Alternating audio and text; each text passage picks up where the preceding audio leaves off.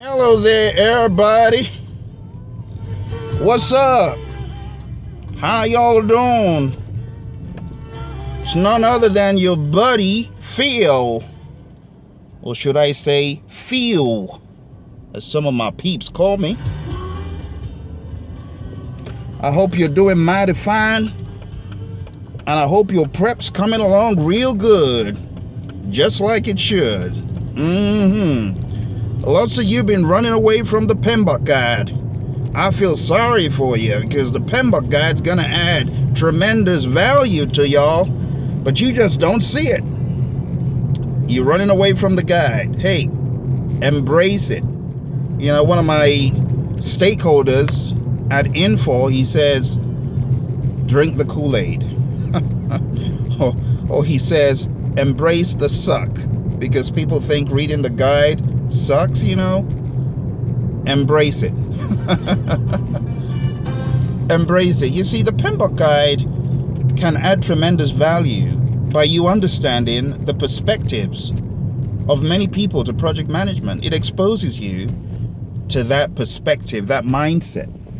No one is saying that you have to do everything in the guide, but if you accept the fact that you do need to know about these mindsets to take the exam, pass the exam, and then move on from the guide to expanding your own world of project management, it doesn't have to end at the PMBOK guide. Neither does it have to start at the PMBOK guide. It's a passing phase that you're going through, reading the guide, understanding, oh, so this is a perspective to project management. How can I take something from here and use it? Is there anything that I can take from here and use on any of my projects? Is there anything I can take from here and put into action in a pragmatic fashion? Of course there is. There's a ton of stuff in the PMBOK guide. The PMBOK guide isn't heresy, you know. I'm not saying you have to practice the thing day in, day out, but there's stuff, little nuggets, bits and pieces of the PMBOK guide that you can take and use. And that's what I want to encourage you to do. If you've been thinking, should I take the exam? Should I not? Take the exam. And I'm not saying you need to go crazy. You don't have to go crazy. You know, you don't have to go crazy with the PMBOK guide. You can still live a normal project management life. You know? You can still live a normal project management life with the guide. Hi there, 49. 49? Yes, thank you. Yeah, you can still live a normal project management life with the guide, you know? It's like eating, you know? You take what you want and what you don't want, or what you're allergic to, you know, you don't eat. Like, I love avocados, right? But in the past 5 years, I've found out that I've slowly become a little bit allergic to them. It gives me that gag reflex feeling. So I stay clear of that. And a few other things, you know. Like if my tomatoes aren't boiled or cooked in some way, I develop that gag reflex for that. So that's the PMBOK guide. I mean, I don't have to eat avocados. If I don't want to eat that, I take it out of the sandwich and put it aside and eat the rest of the sandwich that I've been given, or the meal I've been given. You know, the same for the tomatoes. I take them out now. Before I could eat them easily, but all of a sudden I developed this little allergy for stuff like that. So the same way, the PMBOK guide doesn't have to be eaten completely. You don't have to lick the plate clean, okay? It's not like beating up a poor little kid and saying, you gotta eat these veggies. Don't force the kid to do that. Like, imagine if I was a kid and someone forced me to eat tomatoes. I would throw up, you see? So I'm not saying you need to be forced to eat the PMBOK guide. No, all I'm saying is be exposed to it, and whatever your project situation is, as a good project manager, you need to adapt your approach to the project. Don't adapt the project to your approach, but be agile and versatile. And sometimes it's going to be 60-40 in favor of plan-driven. Sometimes it's going to be a 30-70 in favor of more agile approaches like Scrum. But it is important that you be a well-rounded PM, understanding both sides of the spectrum so that you can plug and play. Some projects you need to be thinking 100% agile. Other projects you need to be agile in your mindset, but at the same time you may find that fully plan-driven approaches work better in some heavy machinery, heavy earth-moving type projects. And that's just the way it is, you know. Some people get creative and they hybridize in a very creative way, or they take elements of both worlds. But even the PMI know this now, and that's why in the PMBOK guide, you've got a very important first section in every chapter from 4 to 13. And I'm talking specifically about the CTTCs that a lot of folks forget about. You do not want to forget your CTTCs, because this is the pragmatism of the PMBOK guide that is gonna help you. Concepts, trends, tailoring, and consideration for Agile. It's there at the beginning of every chapter. The PMI have done a brilliant job in putting this in the guide. They even send you out the PMBOK guide and the Agile practice guide. You know, there's a reason. Because the PMI knows that you've got to be flexible and adaptable. Hence the word adaptive when we discuss life cycles.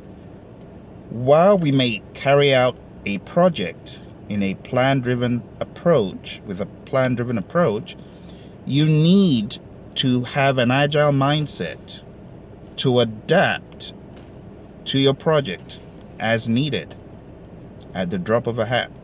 You find an opportunity that's going to supersede what you're working on, you got to have an agile mindset. Don't just go down a blind alley trying to knock out schedule or knock out scope. No, that's not what it's about. So even though you're working on a project, you still got to be agile in the way you're thinking. Is this truly going to add value to clients? Okay, we're going to get done on schedule, on budget. It's going to meet the original specs, but is it going to add value? When all is said and done, is it still going to be relevant in the marketplace?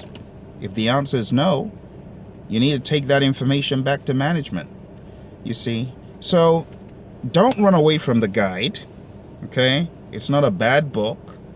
It enables you understand. Remember, these are pillars that have been around for a while, so understanding what they're about and where they fail to support your project, or where they're just a bad cookie cutter approach to take on, at least you know that. You know that firsthand. And I will encourage everyone else that is leaning towards the side of everything needs to be plan driven.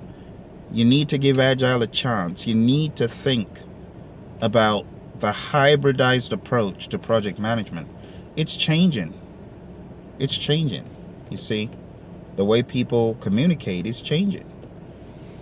The way the millennial generation communicates is changing. The way they want to be involved in project management. Just look at the tools and the apps around you for managing projects these days. There's so many of them that pop up on the screen as you watch YouTube. And doesn't it make you think, where are we headed? Not in a bad way, but just trying to predict the future of project management. Project management is going to get more and more accessible through agile ways of thinking and through lightweight approaches to managing the actual project. The project itself is hard. How much more the management of it? We need to simplify it as much as possible. when you really look at project management, what does the project manager spend 70 to 90% of the time doing? Communicating, right? So if we have lightweight, quick, agile, adaptive, responsive types of communication on projects through a new wave or genre of software being built to adapt to how we communicate these days, how cool is that? How cool would that be? You see? So we need to be open-minded, to embrace what is changing for the better. Change for the better. Remember that? We need to embrace that. And we also need to take the good things that are being used today from the world of fully plan driven, or waterfall, if you will. Someone says nothing good can come out of waterfall. Well, I beg to differ. Depending on your unique project, you could take certain elements and use them, okay? So be open-minded, look at your project, look at what you can take, plug and play, and use it. But don't shut down the PMBOK guide, okay? Don't shut it down. Don't shut down any opportunity to learn, to learn what works, or to learn what has worked, or to learn what is being phased out, or to learn what to adopt on your projects. It's as simple as that, So I hope that encourages you to pick up the guide. Some of you want to get certified and you're waffling between, should I do it, should I not do it? Do it, for goodness sake. Do it. Just go ahead, do it. Get the knowledge, get the cert, and network. After you get PMP certified, more networking opportunities as a PMP, limitless opportunities to network with folks, add value to them in whatever you think you are proficient in, okay, or with. I hope that gave you some ideas. I'll speak to you all soon.